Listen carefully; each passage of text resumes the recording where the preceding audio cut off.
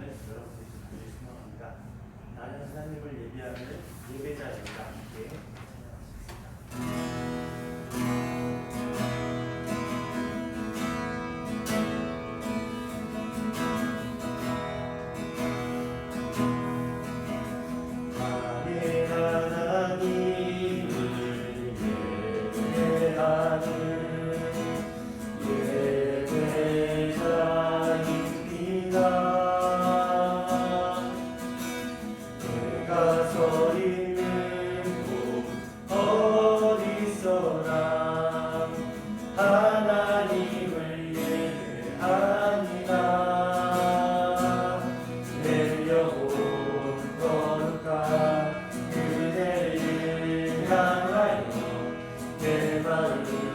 완전한 하나님 향하여 이곳에서 바로 이 시간 하나님을 예배하니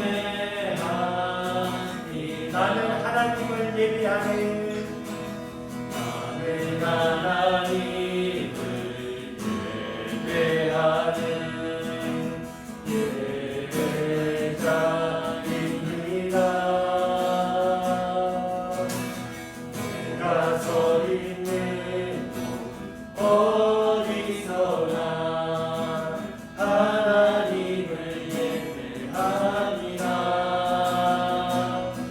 내 영혼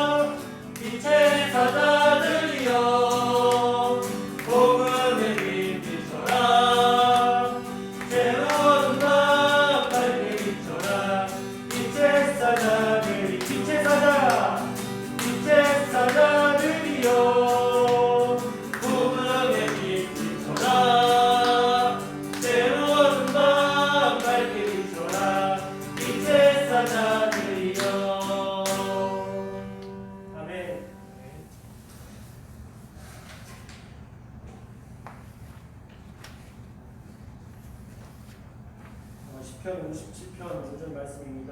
하나님이여 주는 하늘을 주시며 주의 영광이 온 세계 위에 높아지기를 원합니다.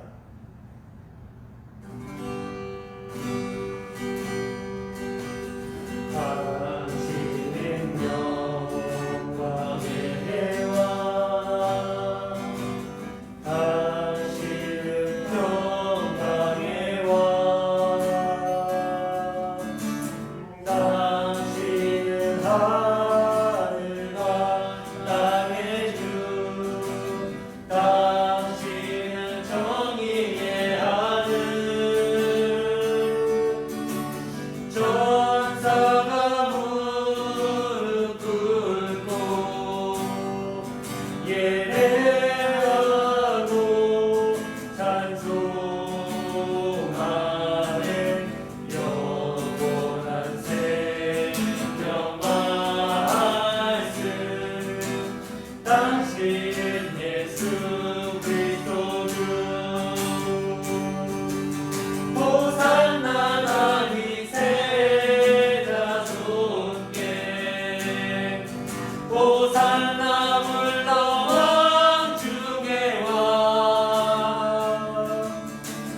높은 하늘의 영광을 예수 주 메시아네 당신은 영광의 왕 당신은 영광의 왕 당신은 평강의 왕 당신은 하늘과 땅의 주 당신은 정의의 아들 천사가 무릎 꿇고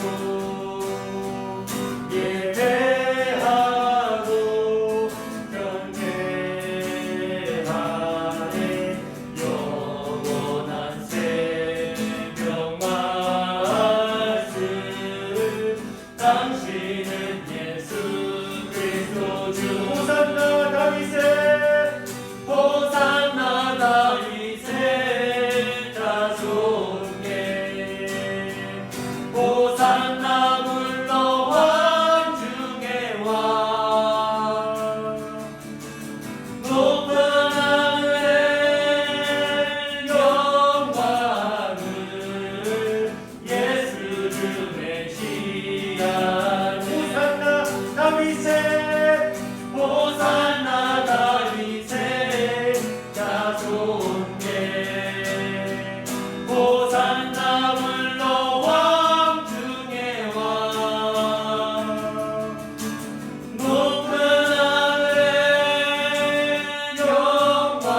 영광을 예수 주 메시아네 이 시간 함께 기도하겠습니다.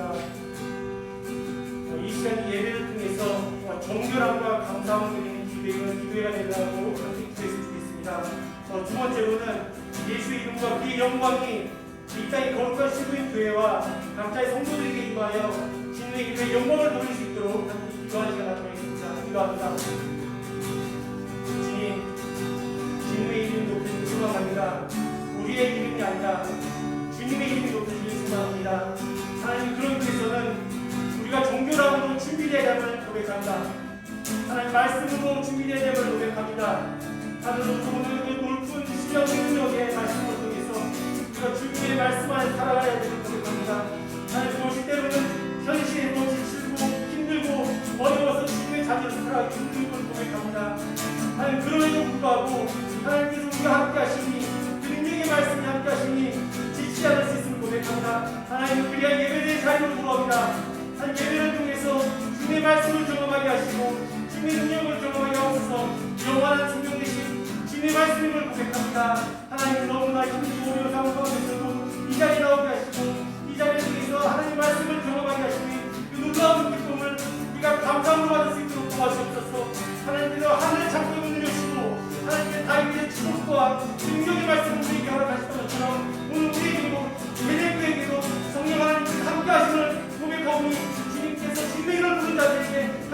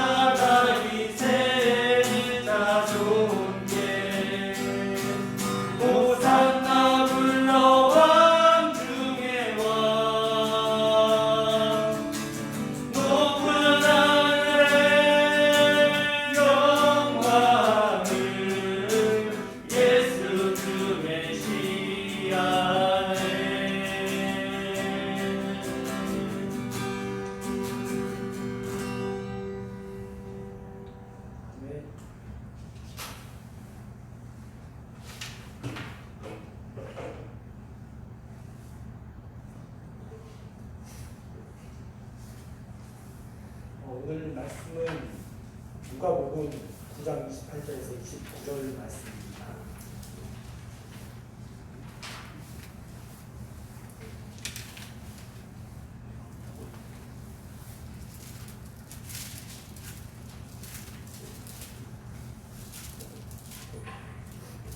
누가복음 28장 29절 말씀입니다.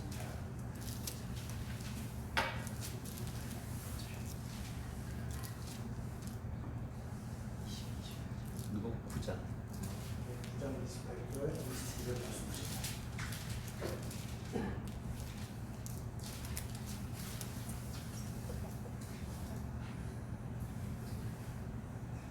짧은 구절이기 때문에 제가 전체로 다 번역해 드리겠습니다. 이 말씀을 하신 후 8일쯤 되어 예수께서 베드로와 요한과 야고보를 데리고 기도하시러 산에 올라가사 기도하실 때에 용모가 변화되고 그 옷이 휘어져 광채가 나더라. 아멘. 하나님 아버지와 우리 주 예수 그리스도로부터 오는 은혜와 평강이 이 시간 예배하는 저와 여러분 모두에게 함께 하시기 바랍니다. 사실 이 본문은 어떤 그 기도에 포커스가 맞춰져 있는 본문은 아닙니다. 그럼에도 불구하고 제가 나름 성경을 묵상하면서 이 신년 새해이기도 하고 또 저에게도 해당되는 말씀이기도 해서 기도에 좀 중점을 두고 말씀을 묵상하게 되었습니다.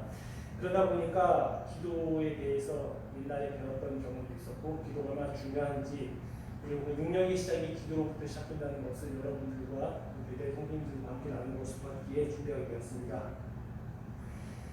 28절 말씀에 보게 되면 이 말씀을 하신 후라고 이제 나옵니다. 근데 이제 이 말씀이라는 것이 28절 이전에 보게 되면은 그 예수님이 가는 십자가의 길 그리고 이 길을 따르라는 것, 이 이후에 종말론적인 하나님의 영광과 이 모든 것에 대한 설명하는 내용을 예수님께서 말씀하십니다. 그리고 제자들을 데리고 산으로 기도하러 가셨습니다. 너무나 많은 이제 내용과 설교에서 알다시피 예수님께서는 이미 몸에 계셨습니다. 어떤 일을 하실 때 항상 기도로 시작하셨던 것을 아셨습니다. 우리가 알고 있고요. 그래서 산으로 항상 기도하러 습관에 따라 가셨던 것을 알 수 있습니다. 근데 특이하게도 29절에 기도하실 때에 용모가 변화가 되고 그 옷이 이어져 광채가 나더라 라고 누가는 기록을 하고 있습니다. 이 말씀이 이제 마태, 마가복음에 다 나오게 되는데요. 마태복음의 용모라는 단어는 누가복음의 용모라는 단어, 마태복음 용모라는 단어는 얼굴을 가리키는 단어로 사용이 됩니다. 근데 마가복음에는 얼굴과 몸 전체를 표현하는 단어로 나와 있습니다. 다시 말하면은 이 복음서에 총체적으로 나와 있는 것을 해석하게 된다면은 얼굴과 몸을 다 표현해서 용모라고 이해할 수 있고 그리고 오늘 말씀에는 이제 광채가 나더라 라는 것으로 연결해 볼 때에 분명히 기도하시는 중에 현재형이죠. 기도하시는 중에 하나님의 예수님의 얼굴과 그 온 몸에서 알 수 없는 빛, 광채가 난다는 것으로 이해할 수 있을 것 같습니다. 그리고 이 광채라는 단어를 찾아보면 강렬한 빛을 설명하는 것이고 이 강렬한 빛은 무엇이 있을까 이제 이 NIV를 번역했던 이 사람들의 이 가장 이상적인 단어로 플래시라는 단어로 그 이제 카메라에서 플래시 터뜨릴 때 이제 순간 번쩍하는 그 빛이라는 단어를 썼다는 것을 제가 보게 되었습니다. 다시 말하면은 너무나 이제 밝아서 강렬한 빛이기에 이게 눈을 뜨고 볼 수 없을 그러한 광채라는 것으로 이해하면 좋겠다라고 생각을 하게 되었습니다. 그런데 이러한 그 말할 수 없는 그 신비적인 현상이 바로 기도할 때 나타났다는 그 사실에 대해서 주목할 필요가 있을 것 같습니다. 물론 하나님께서는 하나님에 관련된 다양한 사역을 우리가 할 때에 하나님께서는 다양한 믿음의 사건들을 경험케 하시는 경우를 우리 많은 간증을 통해서 들어보았을 것입니다. 그럼에도 불구하고 오늘 본문 말씀에 초점을 맞춘다면 기도할 때도 이러한 우리의 이성을 초월하는 정말 예측하지 못하는 신기한 일들이 예수님에게 나타나는 것이고 이것이 예수님에게만 국한되는 것이 아니라 바로 오늘날 우리에게도 동일하게 일어날 수 있다는 것으로 여러분들에게 함께 말씀을 드리고 나누고 싶다는 것입니다. 그렇다면 이러한 기도 가운데서 왜 이런 신비한 일이 일어나는가에 대한 인간적으로 이성적인 질문을 하게 되었습니다. 그렇다면 반드시 기도의 원리가 있을 것이다 라는 어떤 의문과 그리고 답에 이르는 하나의 과정을 추적해 보게 됩니다. 첫 번째로 그 기도의 그 원리 중에 기도의 소리는 바로 소리 자체는 실현화시킨다라고 여러분들에게 말씀을 드리고 싶습니다. 소리는 눈에 보이지 않지만 반드시 그 소리를 듣고 우리는 반응을 하게 된다는 것이죠. 로마서 10장 9절과 10절 말씀입니다. 제가 읽어보도록 하겠습니다. 내가 만일 내 입으로 예수를 주로 시인하며 또 하나님께서 그를 죽은 자 가운데서 살리신 것을 내 마음에 믿으면 구원을 얻으리니 사람이 마음으로 믿어 의에 이르고 입으로 시인하여 구원에 이르느니라. 10절에서 마음으로 믿어 의에 이르고 입으로 시인하여 구원을 받는다라고 이야기합니다. 이 말을 생각해 보게 된다면 마음으로 믿었지만 그것을 확증하고 실현시키는 것은 바로 입에 있다라고 이야기를 드릴 수 있다는 것입니다. 입으로 시인할 때 그것이 확증되고 실현된다는 것입니다. 시인하다라는 뜻은 같은 동의어로 인정하다라는 뜻입니다. 예수를 인정하는 것이죠. 이 말씀을 배경을 잠시 살펴보게 되면은 사도 바울 당시의 기독교는 메이저 종교가 아니었습니다. 마이너 종교였고 그리고 핍박받는 종교 중 하나였습니다. 기독교가 313년 밀라노 칙령에 의해서 국교로 제정이 되면서 그 313년 이전 약 300년간의 그 시기 동안에는 기독교에 대한 어떤 박해와 아픔과 고난의 시기가 분명히 있었습니다. 그렇기 때문에 그때 당시 예수를 입으로 시인한다는 것은 내가 모든 것을 포기해야 되는 그러한 내 좋은 것들, 내 소유를 내려놔야 되는 어떤 그런 것까지도 연결되는 실제적인 문제였습니다. 다시 말하면 큰 결단이 있어야 한다는 것입니다. 이 말씀이 오늘날 우리에게 그대로 적용이 될 때는 진짜 진리를 사수하는 것은 마음으로 믿고 입으로 예수를 시인하여 그가 하신 말씀에 따라 나의 삶을 검증을 가져라는 뜻으로 해석할 수 있다는 것입니다. 그렇다면 하필 왜 입일까요? 입에서 예수라는 소리가 나올 때 마음의 이미지들은 행동을 불러일으키는 촉매제이자 실제화로 연결하는 중요한 수단이기 때문에 그렇습니다.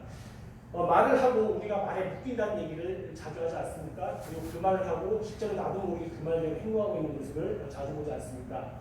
다시 말하면 입에서 시작하지만 행동으로 끝난다는 것입니다. 물론 우리가 기도를 할 때 말을 하면서 소리치면서 하는 기도도 있지만 물론 묵상하는 여러 가지 다양한 기도의 방법이 있을 것입니다. 그런 조용한 방법도 더 깊이 주님을 만날 수 있기에 반드시 필요한 것입니다. 그러나 우리의 싸움은 어떤 영역에서 대부분의 영역에서는 돌파를 필요로 하고 영적으로 그것을 감수해내고 이겨내야 될 필요가 있기에 그것을 실제화하고 확증시키는 과정에서의 선포는 너무나 중요하고 돌파하는 힘은 바로 입에서 실제화가 이루어지기 때문에 소리내는 기도는 너무나 중요하다고 이야기할 수 있는 것입니다.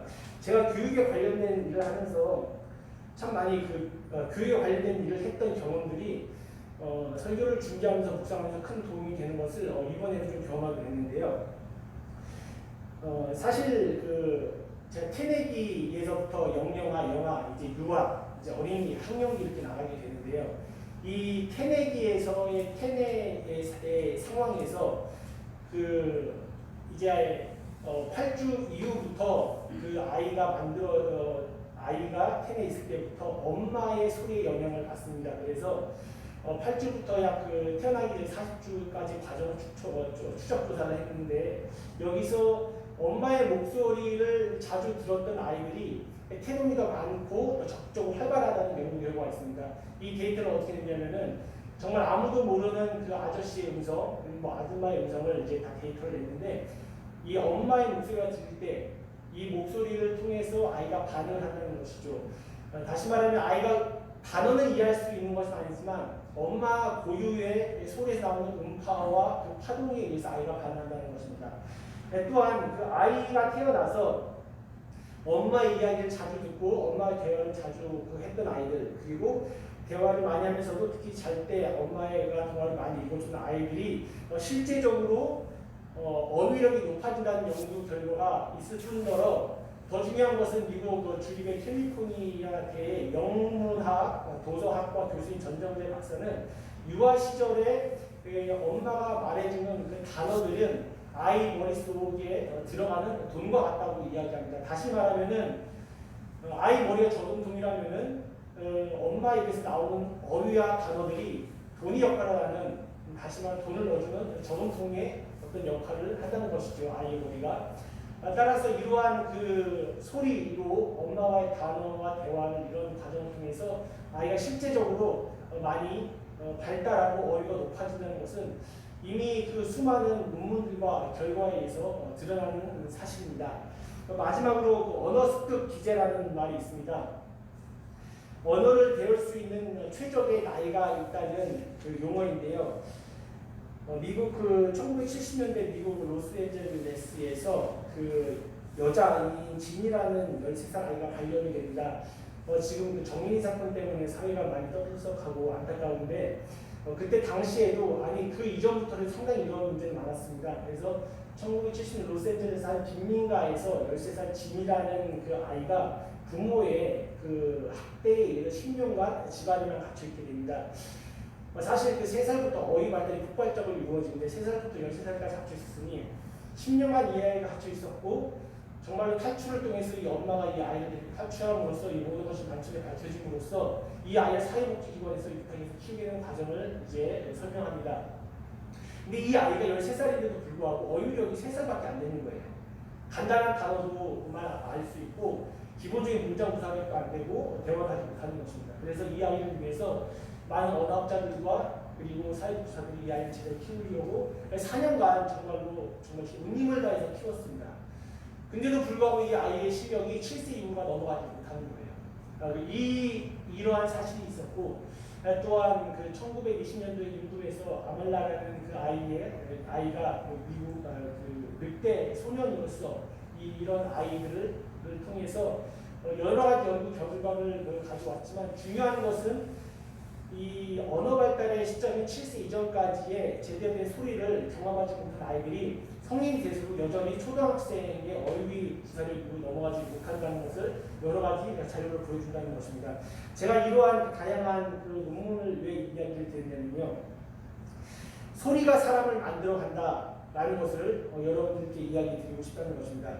유아교육의 정설로 여겨지는 그 문장이 있습니다. 그것은 바로 유아 시절은 찰흙이라는 말입니다. 찰흙은 어떻게 빚냐에 따라서 아이가 만들어져 가는 것이죠. 그래서 부모의 사랑을 담은 언어로 아이를 계속 상호작용해주고 자극해줄 때 그 아이가 정말로 온전하게 예쁘게 잘 만들어져 간다는 사실이 이미 과학을 통해서도 밝혀졌고 우리가 그것을 충분히 이해할 수 있다는 것입니다. 그렇다면 입 밖으로 내는 우리의 소리가 사람이 만들어져 간다면은 우리가 입으로 대내는 그 말 안에 예수라는 단어가 담긴다면은 그 능력과 힘이 얼마나 클까 우리는 생각해 볼 수 있습니다. 두 번째 기도의 원리에는 기도의 원리 두 번째가 기도의 능력은 성령의 영이 담겨 있는 것입니다라고 이야기할 수 있습니다. 바울은 예배소서 6장 18절에 모든 기도와 간구를 하되 무시고 성령 안에서 기도하고 이를 위하여 항상 깨어 구하기를 항상 힘쓰며 라고 이야기합니다. 이 말씀은 마귀와의 싸움에서 이기기 위한 하나님의 전신갑주를 취하라라는 명령이 나오고 18절 후반부에 기도에 관련된 내용이 나오는 것이죠. 중요한 것은 이 모든 과정에서 기도와 간구를 하되 무시로 성령 안에서 기도하라고 분명히 말씀합니다. 그렇다면 성령 안에 산다는 것은 무슨 뜻입니까? 다른 것이 아니라 그 성령의 영은 바로 말씀에 있는 것을 이야기합니다. 말씀의 방향에 따라 나를 조정하고 기도로 돌파하여 그 영역을 점령해 나가는 것입니다. 이것이 바로 무시로 성령 안에서 기도하는 것이고 이 기도의 힘은 모든 것을 뚫고 지나가기 때문에 그 힘은 능력은 대단히 초월적이고 대단히 영적인 힘이기 때문에 모든 영역에서 무찌르고 나갈 수 있다는 것입니다. 우리가 사실 얼마나 현장에서 일상에서 다양한 공격을 받고 있습니까? 우리가 인지하지 못할 뿐이지 상당히 많은 영역에서 영적으로 공격을 받을 것입니다. 그 적진을 뚫고 나가기 위해서는 전쟁에서는 무기와 칼이 있겠지만 영적인 무기라는 것은 반드시 말씀과 기도밖에 없다는 것을 우리는 알 수 있습니다. 찬양을 할 때 찬양의 가사들을 생각해 본다면은 보통 하나님의 전능하심과 예수의 보혈 그리고 성령님의 그 역사와 역동적인 힘에 대해서 찬송과 찬양이 많이 있다는 것을 우리 알 수 있습니다. 그러한 찬양이 드려질 때 영적인 공격자 사단은 떠나가고 우리의 입을 통해 치유함이 일어나고 기적 역사가 일어나는 것을 우리는 많은 간증을 통해서 이미 알고 있을 것입니다. 사무엘상 23장 1절에는 다윗은 이스라엘을 향해 노래하는 자라고 이야기하고 고백하고 있습니다. 다윗은 노래와 수금 타는데 재능이 있었던 사람입니다. 사무엘상 16장 23절에는 사울이 악신에 들렸을 때 다윗에게 요청을 하여서 그 다윗이 수금을 가지고 악신을 쫓아내는 장면이 나옵니다. 그 소리에는 실현화시키는 힘이 있었고 그 실현화시키는 힘 안에는 성령의 영이 있었기에 악신이 떠나갔던 것이죠. 그래서 실제로 하는 능력의 입의 선포와 입의 선포 안에 성령의 능력이 있는 것은 모든 것을 초월하면서 이겨낼 수 있는 능력이 있는 것입니다. 이 능력이 단순한 인간의 지성의 능력과 의지의 능력이 아니라 우리가 전혀 알 수 없는 방향에서의 신비한 능력이라는 것이죠. 그래서 사실 기도의 기초 단계나 공과를 보면은 반드시 소리내서 기도하라는 내용이 나옵니다. 왜냐하면은 그만큼 소리내 기도하는 것이 우리의 영을 흔들고 우리의 육을 흔들어서 하나님의 일을 할 수 있도록 우리를 이끌어가는 최후의 수단이 되기 때문입니다. 그래서 저는 여러분과 이 새해를 통해서 하나님의 말씀의 묵상과 그 말씀 안에 있는 성령의 영이 우리를 이끌어감으로써 우리가 언어로 선포하고 실제화시킬 때 그 기도의 힘이 우리 자신만 변화시키는 것이 아니라 함께 공유하고 나누는 공동체도 변화시킬 수 있는 충분한 힘이 있다는 것을 여러분들에게 말씀드리고 싶습니다. 다시 말하면 기도한다는 것은 우리의 연약함을 인정하는 것입니다. 그리고 동시에 하나님을 의지하겠다는 표현인 것입니다. 그렇기에 기도는 신비한 능력입니다. 예수님께 드러났던 신비의 능력이 동일하게 이 시간 그리고 앞으로도 우리 베델 모든 성도분들에게 있기를 간절히 소망합니다. 그리하여 지극히 뛰어나신 하나님의 평강이 그리스도 안에서 저희 마음과 생각을 지키실 것입니다. 함께 기도하시겠습니다. 하나님 감사합니다. 2021년 새해를 맞이하여서 저희가 다시 한번 마음을 추스리고 생각을 추스립니다. 하나님의 말씀으로 삶을 방향을 잡고 기도로서 추진하여서 우리 앞에 우리 앞에 드려오진 영적인 영역을 돌파하고 나아갈 수 있는 힘을 우리에게 허락하여 주시옵소서. 감사합니다. 예수님 이름으로 기도합니다. 네. 주기도문으로 마치겠습니다. 하늘 위에 계신 우리 아버지여, 이름이 거룩히 여김을 받으시오며 나라가 임하시오며 뜻이 하늘에서 이루어진 것 같이 땅에서도 이루어지이다. 오늘 우리에게 의와 양식을 주시옵고 우리가 우리에게 죄 지은 자를 사하여 준 것 같이 우리 죄를 사하여 주시옵고 우리를 시험에 들지 말게 하옵시고 다만 악에서 구하시옵소서. 나라와 권세와 영광이 아버지께 영원히 있사옵나이다. 아멘.